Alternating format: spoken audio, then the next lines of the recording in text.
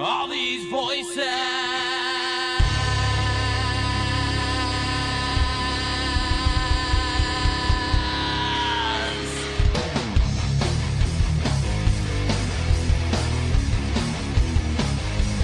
All these voices. All these things you can't explain. All these painful memories. They keep haunting you and daunting me. It's just a ghost of you and me. It's just a smoke and gasoline. It's just a ghost of you and me. Of you and me.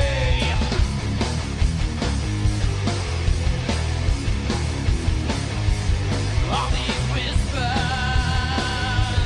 all these footsteps in the rain, all these shadows in my mind, with my reflection I can't find.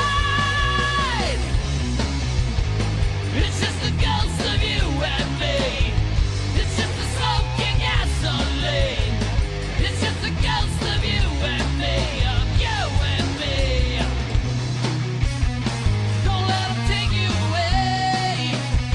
Don't let them bring you down inside. It's just the mirrors in your mind. Don't let them bring you down.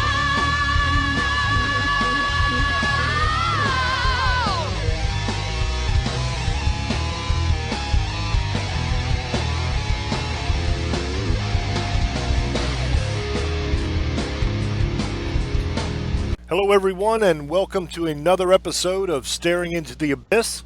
I am your host, horror author James Hershey Jr., and with me as always, my co-host, old boy James Ash. How you doing, brother? How are you doing tonight, brother?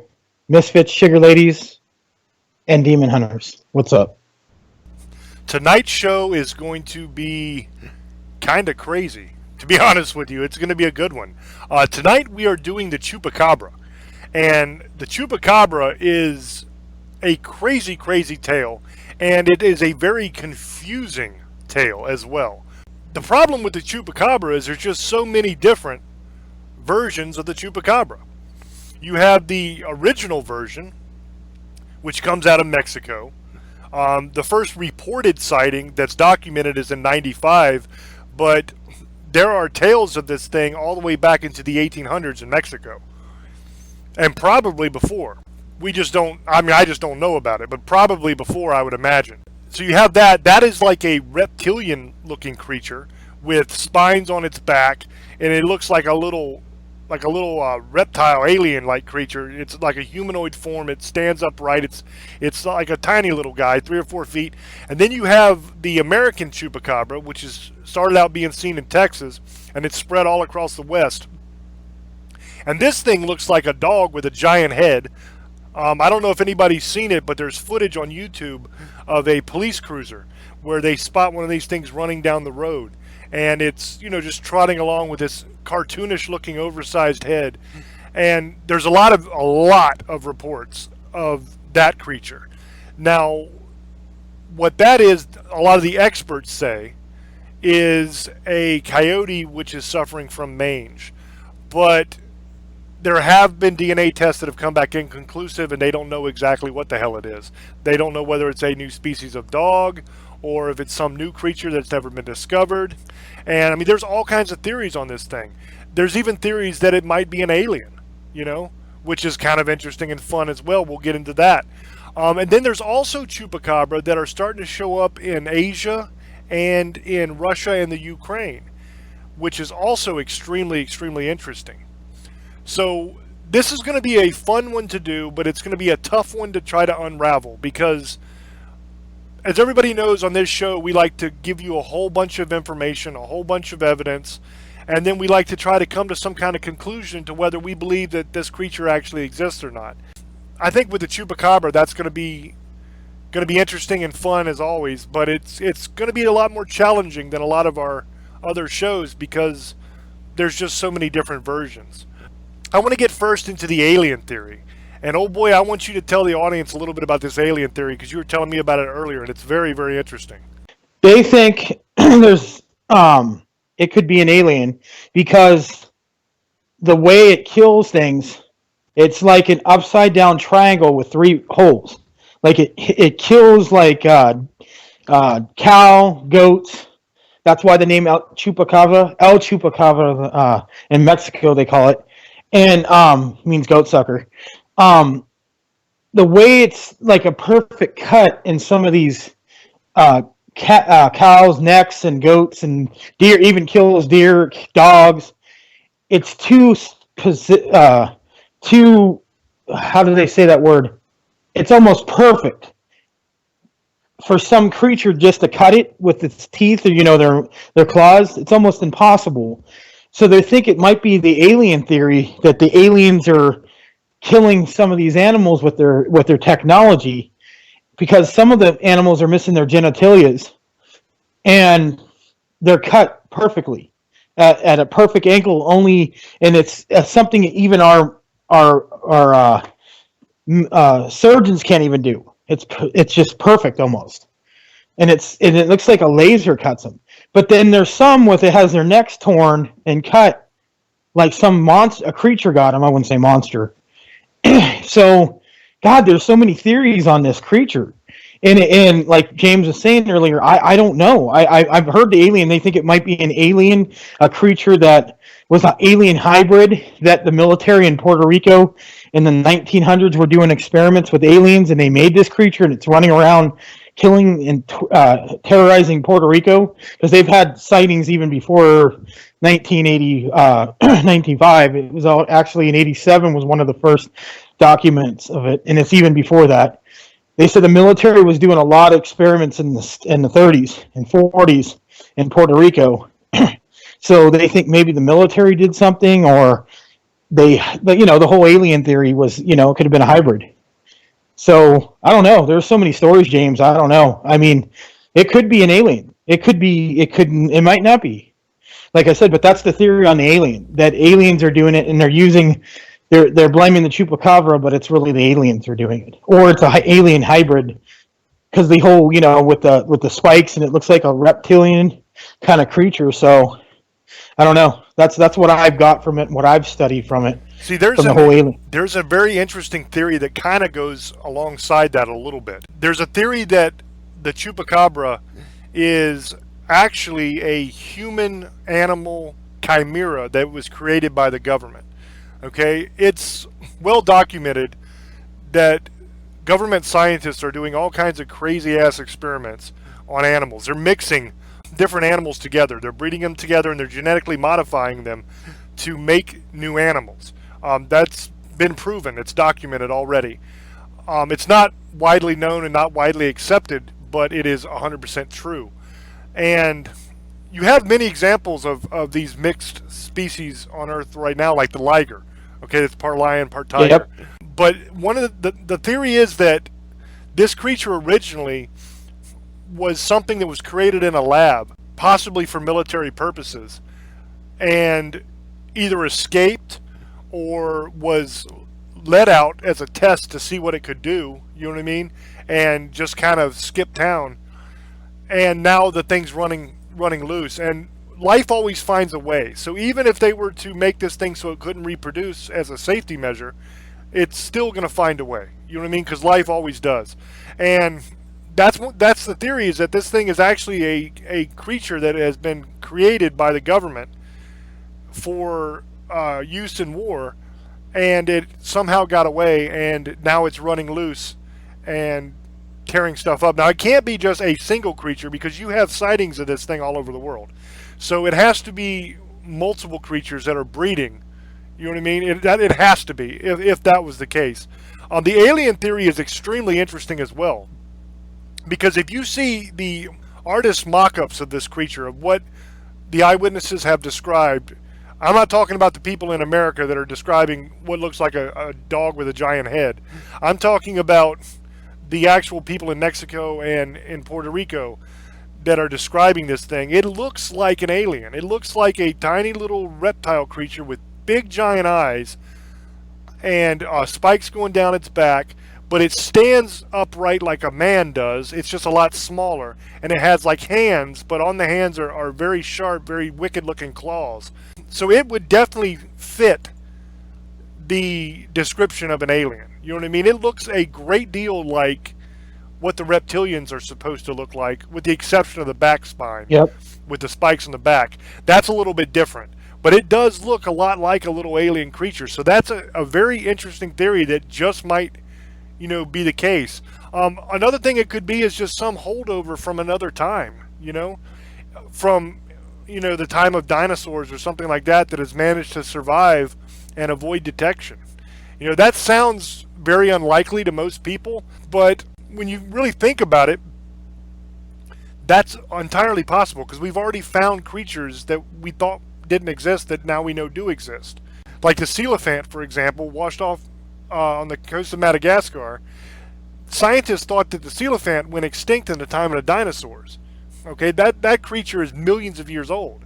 It was around when dinosaurs roamed the earth. And scientists believed that it had gone extinct.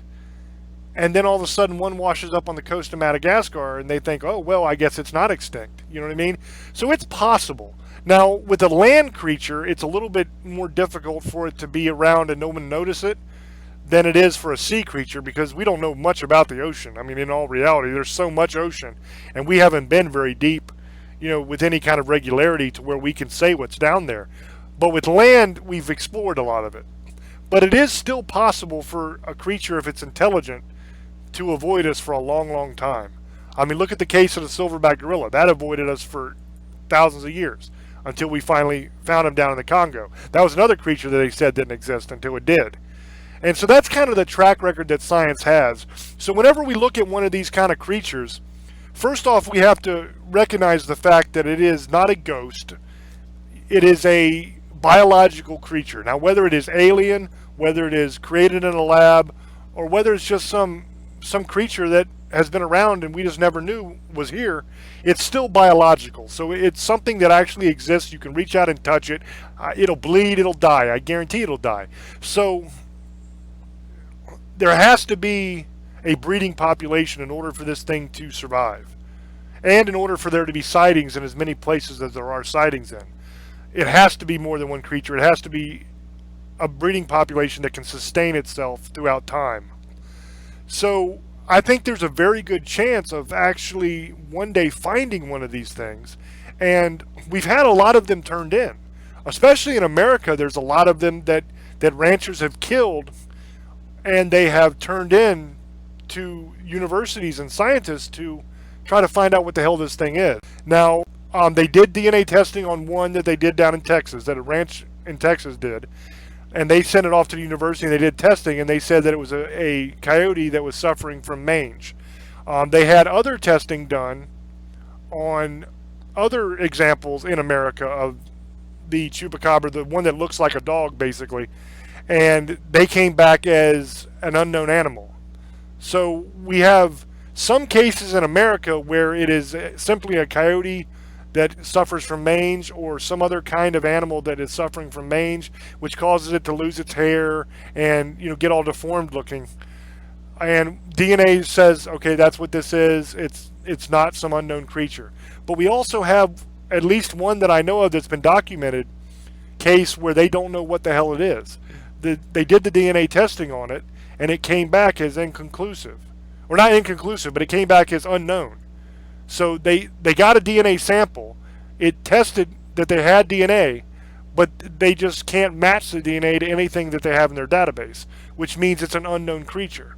Now, whether that means it is an alien creature or not is up for debate, because it very simply could be a terrestrial creature, something that is born here and is from here, but that we simply don't know about yet. Scientists go into the Amazon rainforest every year, and they hook these machines up to the trees. And basically what the machine is, it has a large belt that goes around the tree, and it shakes the hell out of the tree. And they set up a netting system underneath the tree before they shake it, and they turn the machine on, and it shakes the hell out of the tree. And when they do that, you have all these insects and small animals that fall out of the tree down into the netting system. And they do this every year. And every time they do it, they come back with thousands of new species of insects and stuff that they never knew existed. So there's still plenty out there to discover that we don't know about. So basically what I'm saying is keep an open mind on the Chupacabra because we don't know what it is. I think something absolutely is there. I think it's more than one something, though. That's the thing. I think it's a couple different things. I think you have the one that's been spotted in Mexico and in Puerto Rico, which is like the little reptilian creature. That's one. And then the one in America, which is more like a coyote with a big-ass head and no hair and kind of decayed looking. That's another. And then in the Ukraine, they have their own version. And in Asia, they have their own version. There's even one that is like a flying snake, which is very, very interesting. It's like it's not exactly a snake, but it's close. It's like a winged serpent-like animal that flies around and sucks blood from farm creatures, basically. It's in Chile, and that's really cool. They think that might have came from the vampire bat, though, because the vampire bat flies around and it sucks the blood. But there's a big difference between a snake and a bat, so it could be a separate creature. And they have in New Orleans, they have the legend of what they call the Grunches, which is a creature that looks a whole lot like the Chupacabra from Mexico. So you have, even in America, you have reports of this Chupacabra-like creature. And the interesting thing about it is if you go back to 95, to the first reported sighting in Puerto Rico. Okay, in that attack, there were 8 sheep that were discovered dead. Okay, now each one of those sheep had puncture wounds in the chest area, and they were completely drained of blood. Now, what makes this an interesting case to me is when you expect puncture wounds and drained of blood, you expect something like a vampire bat or, a vampire, which would leave 2 puncture wounds and would, drain the blood from the animal. If you were looking at any kind of predator, whether it is a bear, a wolf, a coyote, a tiger, a lion, any big cat, they all have those giant canine teeth that are going to make puncture wounds. That's how they subdue and kill their prey. Most times is by biting in the throat area, puncturing and holding on and suffocating the animal. Now, you would expect to see 2 puncture wounds on one side of the neck and 2 puncture wounds on the other side of the neck if it's grasping it and choking it. Or you would expect to at least see 2 puncture wounds in the neck area somewhere to where it bit it and drained the blood out if it was a vampire bat or something like that. Now, the thing that's interesting about this case in Puerto Rico is it had puncture wounds, but they were not in the neck, they were in the chest. Okay? And instead of 2 puncture wounds, it was 3 puncture wounds in the chest area. Now, that is very weird because there is no animal that is native to this planet that I know of.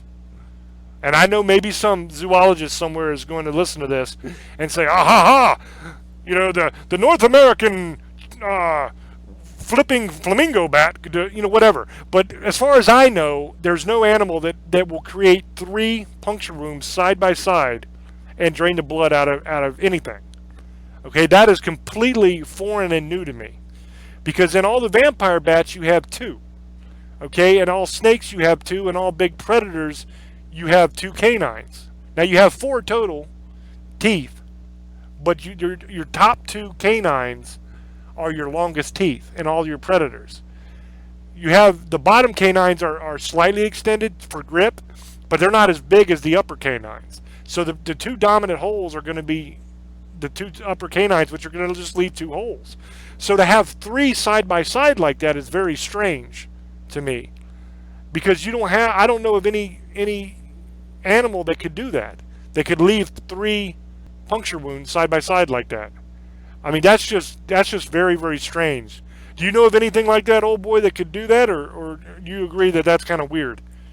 That's probably the weirdest thing. Plus, you got to remember it looks like an upside down triangle, and so it's weird altogether. I've read the story about that in the chest or the neck, and it's 3 puncture wounds by each other, and it looks like an upside down triangle. No, I've never heard anything like that. That's why I said this is like a weird story. It's going to be almost impossible to prove wrong or right. So that's why. But you're right. I've never heard anything. Not even a bat Usually it has two teeth or four. Never heard three. That's kind of weird. Now, see, to me, that kind of adds a little bit of credence to the whole alien theory. Because an alien's physiology would be something that we don't understand, that we're not even familiar with. You know, if the Chupacabra was an alien and it fed off of blood, okay, then it would make sense that it would have two holes that would hold, it would puncture and hold the victim in place, okay? And then it might have some kind of sharpened tube that comes out of its mouth, like a tongue or a bony protrusion that is sharpened to puncture, and that might be the third hole that goes in and siphons the blood out, you know? So I could see that. I could see it biting down and another thing coming out and puncturing to actually suck the blood, and then it using those claws to hold on to the victim so it doesn't get away. I could see something like that taking place. But as far as just a normal bite, I don't think there's anything on Earth that could make that bite that I know of. And so that makes it really, really interesting. But then again, remember, if we're dealing with a biological creature from Earth that we don't know exists, then it very well could have any one of those abilities, or it could have that bite pattern, and we're just not aware of it because we don't know it exists yet. So I mean, that's another interesting thing to think of. Now, Old Boy was telling me before we went on air that he actually had a run-in with a Chupacabra before in his lifetime, and there's a very interesting story to that.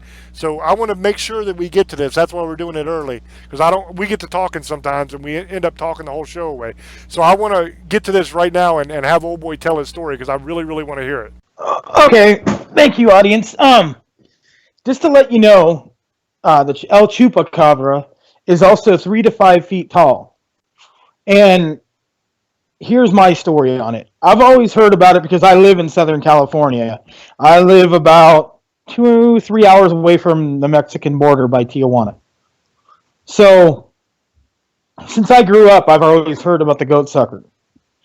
One night, and actually, I live out in the middle of the high desert. That's desert. There's desert like you see on TV. That's what I live by. Well, before there's so many people live out here now. When I was younger, when I grew up here, we used to walk around the desert at night, wandering the desert as teenagers. Well, we heard the stories about the Chupacabra. One night, we were walking, and it must have been, I'd probably say December or January. We were walking down the street. All of a sudden, and the fences regular fences out here are about 6 feet tall. Some were even 6.5. Something cleared in one jump, a 6.5 foot fence, caught the end of the board and knocked it to the ground and ran off. And it was probably looked like about 4 or 5 feet tall. And I couldn't really see it because it was pitch dark. There wasn't lights out here at the time, so you couldn't really see. We just saw something just jump, and we knew it wasn't a human because that's a 6.5 feet, and it was weird because it landed and just took off. But when we followed it, it had like 3 prints, like a three claw, kind of like, it wasn't like a dog.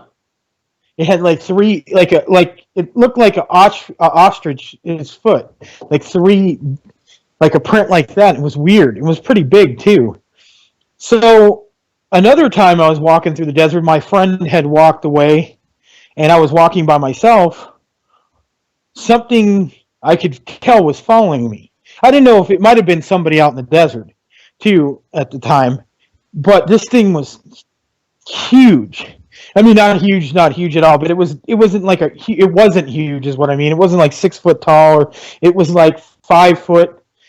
And it was really fast because I was running, and this thing just like had no problem jumping at all. It was crazy because this thing could jump. Like it had no problem. It's like it even describes it looks like a kangaroo, or it jumps like a kangaroo. So that's kind of like, that was weird that I read that, because that's kind of what it did. And It was just, I didn't see anything, but I could hear something jumping, and you could hear it was jumping closer than afar, and it was really weird. So I've dealt with this thing before, and we've had stories like my one friend said it attacked him out here in the mountains, and they call it the Mexican vampire. So it looks like that creature you're saying, like a reptile with thorns. So I might have seen it. I don't know for 100%. I've had people tell me stories because we're right by Mexico. Even my girlfriend, who's Hispanic, has told me the stories about the chupacabra and what she's dealt with. So, dude, this thing might be real, and it might be either alien. My opinion is I think it might be alien origin, but that's just my opinion, or a hybrid. But that's the story I had to tell James. I was telling him earlier. Well, I know I never had the opportunity to have a run-in with a chupacabra. I've seen a lot of different things in my life. I've researched a lot of things, and I've went looking for a lot of things, but I've never seen a chupacabra. But I lived in right outside of San Antonio, Texas, for 4 years, and I had heard a lot of stories from a lot of the locals there about the chupacabra. And there's a thing in Texas they do. I don't know if they do it in California, but in Texas they have what's called a rattlesnake roundup.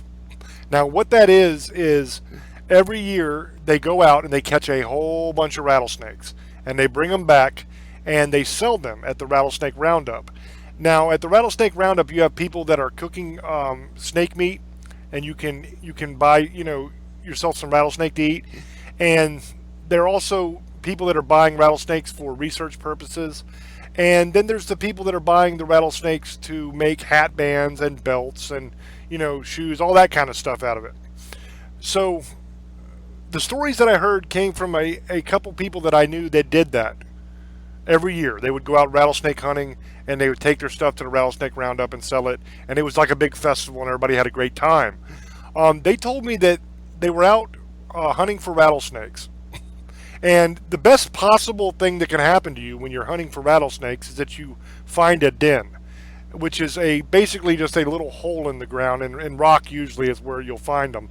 And inside there you can find as many as 2 or 3 rattlesnakes, and sometimes hundreds in some of these bigger holes. So they're walking around and they're looking for a rattlesnake den. They're looking for snakes around rocks in the brush, wherever they can find them. And this is not in town, obviously. This is out in the hills of Texas. So they're out walking around and they're looking for rattlesnakes, and they heard this weird sound that they had never heard before. And they didn't know exactly what it was, but it was strange enough that they wanted to go and investigate and see what was going on. So it was up around this, they had this big rock, and it was next to a bunch of kind of smaller rocks, but they were still big rocks. But it was one that was very, very large. And they had gone to that area because there's a bunch of little rock outcroppings there where they were hoping to find a den and get a good score of rattlesnakes. So they heard something over on the other side of this big rock, and they decided they were going to go around and they were going to see what it is. So they walked around, and they took kind of a wide berth around the rock because they were afraid of, it might be something that they didn't want to run into, so they didn't want to walk directly to the rock and go right around the corner in case it was something that would hurt them, So they kind of went a roundabout way around this rock to see what it was. And from what they told me, when they walked around the rock, they saw something sitting up on one of the smaller rocks on the other side of that big rock. And they said that it was in between 3 and 4 feet tall, and that it looked like a reptile creature, that it looked like the chupacabra. And they described it to me. They said it was scaly, and it had big eyes, and it had long, sharp claws, and it had the spines on its back going down. They said it was just kind of sitting up on top of the rock. And this was a point in the day where it was past noon, so it wasn't super hot anymore. It was going on into the early evening. So this thing was sitting up on top of the rock, and they could just kind of see it sitting there with the setting sun behind it, just kind of as a backdrop and illuminating this thing. And they just stood there and they just couldn't believe what they were seeing. And they said they sat there and they watched it for a good 10 minutes. And then one of them coughed. And when they coughed, the creature noticed that they were standing there. And it turned and looked at them. And they just froze. And they just kind of locked eyes with this thing. And they said that they must have stared at it for a couple minutes. But time kind of seems to stretch on in those kind of situations. I mean, I know I've been out in the woods most of my life, and I've run into bear and all kinds of things out there. And when you get in a situation like that, where you're staring face to face with something that's kind of spooky like that, time tends to stretch. So what they thought was a couple minutes, I'm sure probably was no more than 15, 20 seconds, but it probably seemed like a lot longer to them. But they said they locked eyes with this creature, and they just stared at it, and it stared back. And then it turned, and it just took off running off the rock, and just zoom, was gone. It just belted away. Now, they said that when it went down off the rock, it dropped down out of sight, and it took off, and they kind of walked around over by that side after a few minutes to see if they could see it again, and they said they didn't see anything, so they walked over to the actual rock area where it was, and there was no sign of it, that it was just gone, and they never saw it again. And that's what they told me happened on one of these rattlesnake hunting trips. And ever since that day when they told me about that, I've been very interested in the Chupacabra, and I went out myself several times looking for this thing, and I never could find it. I mean, that's not saying it doesn't exist, obviously, because just because I went out doesn't mean I'm going to find it. But I've actually went out looking for it, and to me it's very interesting because the people that live down there near San Antonio, Texas, and I know the people in Mexico especially, they 100% believe this thing is real. It isn't like a ghost story they tell their kids, like we tell our kids about the boogeyman to get them to listen or whatever, or to give them a good scare. It's not like one of those kind of scary ghost stories that they tell that doesn't exist. You know what I mean? They actually believe 100% that this is a real creature that exists. And they show it a lot of fear and a lot of respect. So that tells me that they believe that this creature is rather dangerous, And you wouldn't think that something that small would be dangerous, but they can get anywhere from 3 foot all the way up to 5 feet tall, is what I've heard, or a little bit taller than 5 feet. So if you're talking about a creature that has razor sharp claws and fangs and drinks blood to live, and you're talking about a creature like that that's 5 foot tall, I mean, that could definitely put a hurting on you. I mean, I don't care who you are. I'm 6'4", 300 pounds. I'm a big man, and I'm a very dangerous man. I can take care of myself, and that thing could probably rip me to shreds if it wanted to. We're not talking about a gentle, pleasant creature to be around. We're talking about a predator. We're talking about something that could kill you. So basically what I'm saying is if you go out looking for this creature, please be careful, because there has been reports in Mexico of this thing attacking people and hurting people. So if you go out and you try to find it for yourself, I mean, I'm not going to say don't do that.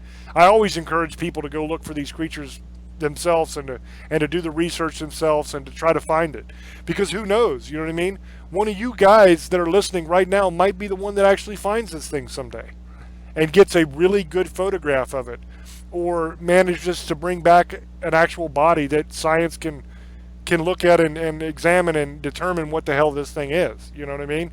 You never know. Somebody's got to be the one to do it. So why not one of you guys? But if it is one of you guys, all I'm saying is please be careful, because this is not you're not going after a rabbit, okay? You're not going after some gentle thing that won't hurt you. This thing could kill you. So just please be careful. That's basically what I'm trying to get across there. Did you ever hear any stories like that in California, old boy, in the desert, of anybody actually being hurt by this thing? I know you were saying that your friend that it tried to attack him, did it Have you ever heard of it actually attacking anybody there? I've heard stories in Mexico and Chile and even in San Diego, but my friend said that he used to live out here in Apple Valley, and we live by Bell Mountain. There's a little bit mountain areas of the desert, and he said he was in top of I think it was Bell Mountain, and he said this thing was about 5 feet tall with wings, and he said it tried to attack him. And he said he jumped in his car and they took off because at first, because what people got to realize, this thing at night, their eyes glow red, and you got to, and it has wing. There's rumors of it having wings. It has like 6-inch claws like razors, or even bigger, and this thing's 5 feet, 5.5 feet, but it weighs like 200 pounds. Jumps at you with claws and spikes. You're not going to have a good time if it gets you. And yeah, I heard it has attacked people in Mexico. I heard it's attacked people in the southern border too, right there. But it's my friend said it scratched his car. He never showed me, or it was a long time ago. He said it scratched his car, and he said the thing had red eyes. That's what a lot of people say. And it hops around like a kangaroo, but it can jump up to 18 feet, and it's a weird looking creature, dude. So I mean. That's why I'm like with the whole dog thing, like when you had I've seen videos. That thing's real. That I mean, they have videos of it, but it's not a coyote. It's like they think it's a hybrid of like a dog and a raccoon or some kind of hybrid that mix because it's been proven a polar bear and a grizzly bear in the wild have mixed, so it can happen. So. I think that may be the American version of the Chupacabra because it probably just kills but it has a mouth. It doesn't make any sense because I've seen what it looks like. It has big long claws, like 3 or 4 inch claws, but it has like a canine mouth, so that would make no sense. Even if that is the Chupacabra, that would make no sense of the animals I've seen cut with 3 marks because it actually has canine teeth. So that's why I'm like, it's weird. I don't know. I can't come up to a conclusion myself. But, yeah, my friend said it attacked him. I've never seen it. I've heard stories, and I thought it might have been following me. I don't know what it was. I just remember something. I've seen a lot of things in the desert. It's weird. That one day we'll talk about that too. But, yeah, my friend said he claims it attacked him. But you know how people say things too, so you never know. I can't say he's lying or he's telling the truth. So, yes, I have heard stories here by 1 or 2 people that the thing has confronted them, but never, and tried to attack him. But other than that, no. Just stories. See, I think we're dealing with 2 separate creatures here. I honestly do. I think that the one in America is something completely different than the actual Chupacabra. And it's just named that because it started around the Texas area, and anybody that's ever been to Texas or lives in Texas knows that there is a huge Latino community in Texas, the majority of which comes from Mexico. So they hear a lot about Chupacabra from the Mexican community, and they probably, anything weird that they're not used to seeing, oh my God, that's a Chupacabra. You know what I mean? I could totally see the Texans doing that. So I think what we're dealing with there is a totally different creature that has been misidentified as a Chupacabra, okay? And they've had multiple bodies that have turned up in Texas and in that area that have actually been turned in and that they have been able to do scientific testing on. And in October of 2010, a biologist from the University of Michigan named Barry O'Connor, he had studied a lot of this, and he concluded that all the Chupacabra reports in the United States were coyotes that were infected with a parasite. And the parasite is Sarcoptes scabi, which the symptoms of that explain all the features of the Chupacabra that is seen in Texas. Okay, it basically makes all the fur fall out. It makes the skin a lot thicker, and it gives it a very rank, nasty odor. And it causes swelling. So that would explain why the head is bigger. You know what I mean?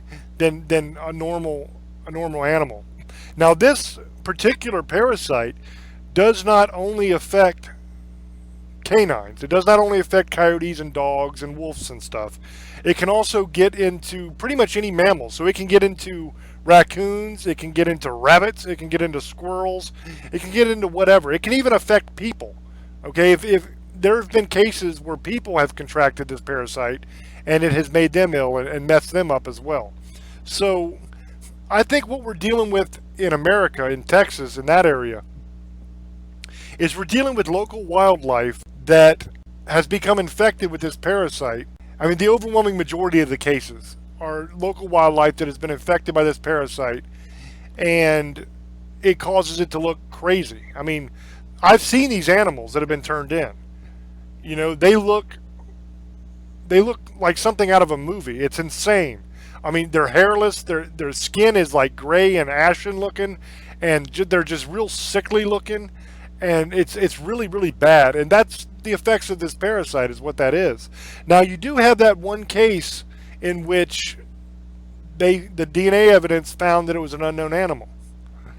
But since it's only one case, that could be explained away as simply being a faulty test. You know what I mean? Either a faulty test, or the result was contaminated, so they got multiple different types of DNA. And, you know, something like that could have happened. I'm not saying that it's a definite. It could be an unknown animal that's wandering around out there. That is 100% possible as well, because there have been a lot of animals that have been discovered that we didn't know existed before. Pretty much every animal that's discovered we didn't know existed before we discovered it. So it just stands to reason it could happen again. But most likely, I think, since it's only a single case, and every other case of DNA evidence in America has proven that this is a canine with this parasite. Okay, so it almost always comes back as coyote, the DNA results. So what I'm thinking is, you have this parasite attacking a lot of animals in America, and it is causing them to become deformed and causing them to be weak. So when they attack the farm animals, the livestock, it's because they don't have the strength to go out there and hunt like they usually would hunt. So livestock is a very easy kill because it's fenced in, it's just standing there. You know, you don't have to chase it very far. It doesn't put up much of a fight. You know, chickens, goats, cows, they don't put up much of a fight when you kill them. So it's an easy kill for these creatures. And the fact that it's just drinking the blood mostly could also be due to its weakened state.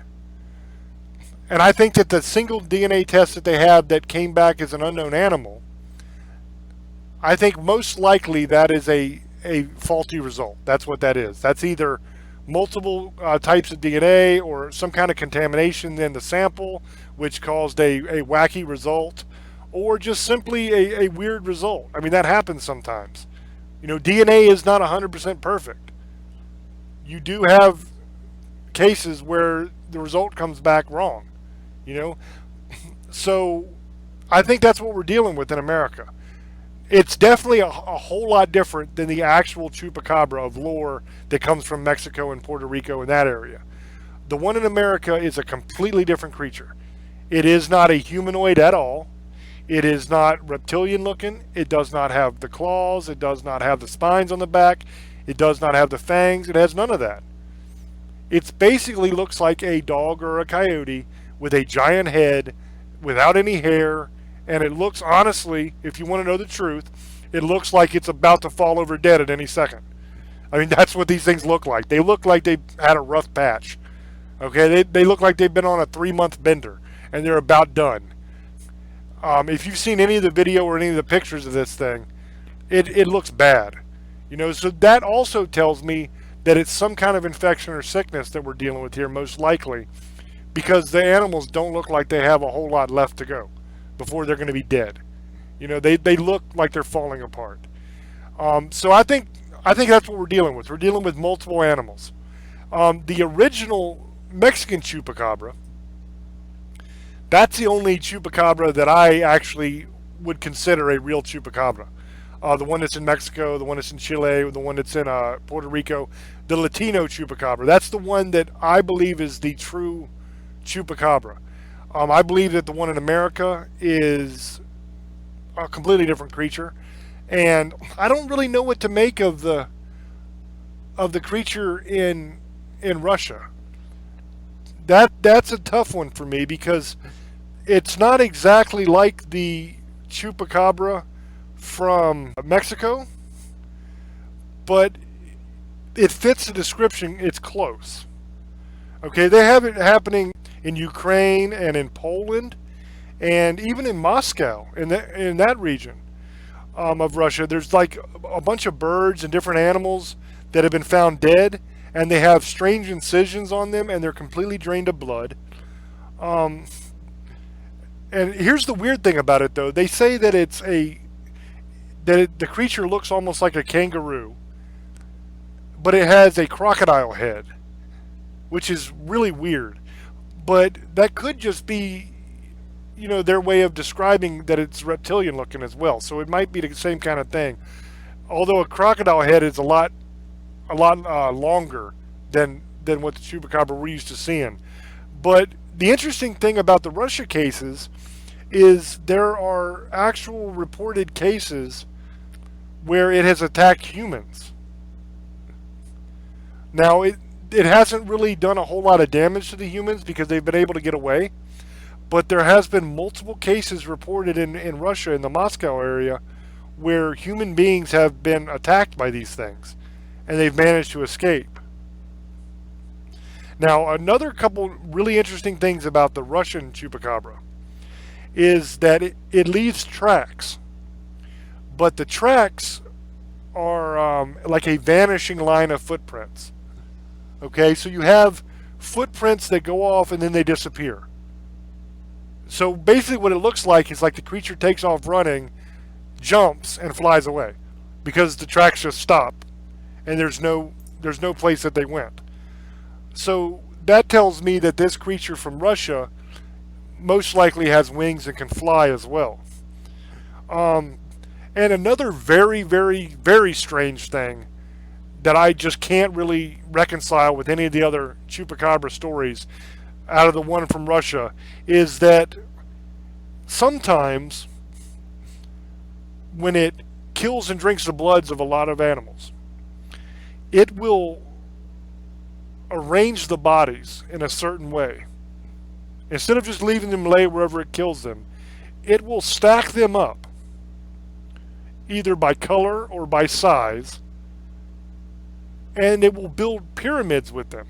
So it'll have the biggest animals at the bottom and the smaller animals as it goes up. So it will actually build pyramids of bodies of its victims and leave them lay like that, which is very, very, very weird.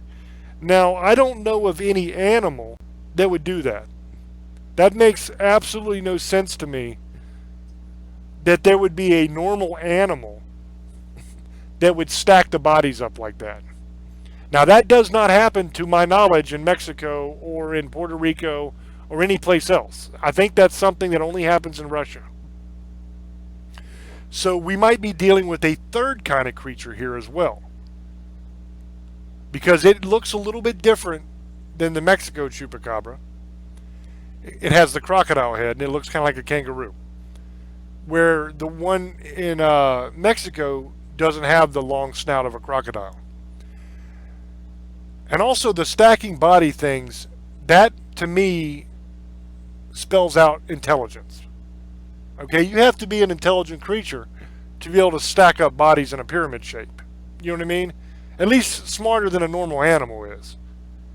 I'm not saying you have to be able to do my taxes and be able to explain Einstein's theory of relativity to me, but you at least are smarter than a dog that you can build a pyramid, okay? So it's very possible that we're dealing with a whole different kind of creature in Russia. Now, whether it's different species of aliens, or if the original Chupacabra is some kind of government experiment that got away, everybody knows that whatever the United States is doing, Russia is doing as well. And whatever Russia is doing, the United States is doing, because they're competing against each other. So if one is trying to gain an advantage in war, then the other country is definitely going to work on the same stuff so that they can have that same advantage. You see what I'm saying? So if our government was creating human-animal hybrid chimeras, then it's very possible, and actually probable, that Russia was as well. So what we could be dealing with in Russia is a human-animal hybrid chimera that has escaped or been let loose as well for testing, and it's just slightly different than the one that America made, basically, because they thought, okay, we'll give it a crocodile head, so it has them powerful jaws and all them teeth, and it could do a lot more damage. That's very possible as well. It's a very strange thing to consider that that's even possible. And if I didn't know for a fact that that was being done by our government, then I would say that's crazy. That's a crazy theory. But I know that they've done this before, okay? I know that they've done it because it's been documented. So it's not a stretch of the imagination to think that Russia is doing it as well. So I think we might be dealing with something like that in Russia as well. And if that's the case in Russia, then that would mean that the one in Mexico and Puerto Rico very well could be something that we did in our country, either in response to Russia's, or Russia did theirs in response to us. So that's a very interesting theory as well to think about, and a different way to look at this thing. Because see, a lot of people, when they hear about these kind of creatures, they automatically think, oh my God, it's a monster. It's some supernatural monster creature that has supernatural powers and is immortal and is just some demon creature or something like that. And a lot of times there's a very logical and down-to-earth kind of explanation for it, you know? The fact that the government might have made it through genetic manipulation is very possible, because they do that. They wouldn't probably admit to doing it, but they do it. It's been documented. The proof is out there if you want to look it up. So that is an explanation that, even though it's kind of weird and unbelievable to most people, it's a lot more believable than some supernatural creature or, some alien that has come down and is hunting livestock. Think about that. If it's an alien species that has the technological ability and the intelligence to travel all the way across the universe or galaxy or solar system or whatever, they can get here from wherever they are originally from. They can get here. If they're that smart and they're that technologically advanced, what would stop them from just simply taking over? Why would they have to hide in the shadows and feed off of livestock? That makes no sense. Why aren't they feeding off of us? If they have the technological ability to get here, then they could definitely kick our asses. So I don't understand why the hiding in the shadows if it's an alien. To me, that's one thing that makes the whole alien thing not make a lot of sense to me. We've got about 5 minutes left, old boy, so if you want to go ahead and give your shout outs, something like that, and then we'll wrap this puppy up. Yeah, I want to thank everybody for listening to us. We're going to do the creature feature month still. We're going to do about Sasquatch next week, guys. Check that out, too. I want to give a shout out to Unearth Films and Songs of Solomon. Looks awesome. Marcus, Steven. Ate the Chosen One soon. We're going to be doing that second part of that show. And all of our listeners and all of our families, I love you. Have a good night. Stay safe. And you only live once, so live it. Misfits, sugar ladies, and demon hunters. Have a good night. And I'd like to give a shout out to Valley Vapors in Woodstock, Virginia, for all the things they do for the troops. Love those guys. And I saw today a vet that was actually from Korea. He wasn't born in Korea. He's an American, but I mean he fought in the Korean War, which to me was a rare treat that I actually got to see this guy and talk to him and shake his hand and thank him, because there's not a lot of those guys left. You know, the World War II vets and the Korea vets are dying off. There's not many left. So to be able to meet that guy and to be able to talk to him and interact with him and really get to tell him thank you, you know what I mean, and I appreciate you, that was a rare treat, and it was kind of cool. And so I wanted to say thank you also to everybody who served the country, all of our military vets, past and present, the guys that are serving now, thank you guys. And for all you guys that are Vietnam vets and Korean vets and World War II vets and you know, vets of the first Iraq War and pretty much every war we've ever had, that if you're still around, thank you. You know, and I couldn't even imagine what it is that you guys go through. And I just appreciate you so much. And I just want you to know that there are a lot of us out here that really care about you and love you. And just thanks. You know what I mean? And I want to thank all our listeners for listening. If you are listening to this right now on the radio, please check out the YouTube channel. Just go to YouTube and type James Hershey Jr. in the search, and you can find the channel. You can also type the name of any of the shows. So if you're a big fan of Staring Into the Abyss, you can type Staring Into the Abyss, and it'll bring up all of our shows. And subscribe to the channel, and like the videos, please. And leave some comments on there and let us know what you think of them, and let us know if there's anything else that you guys would like to hear a show on. That would be interesting as well. If you're listening to this on YouTube right now, please like the video and let us know what you think. And please subscribe to the channel and check out all of our other videos. Thank you guys so much for all your support. We love you. And until we speak again, love many, trust few, and do harm to none. Bye-bye.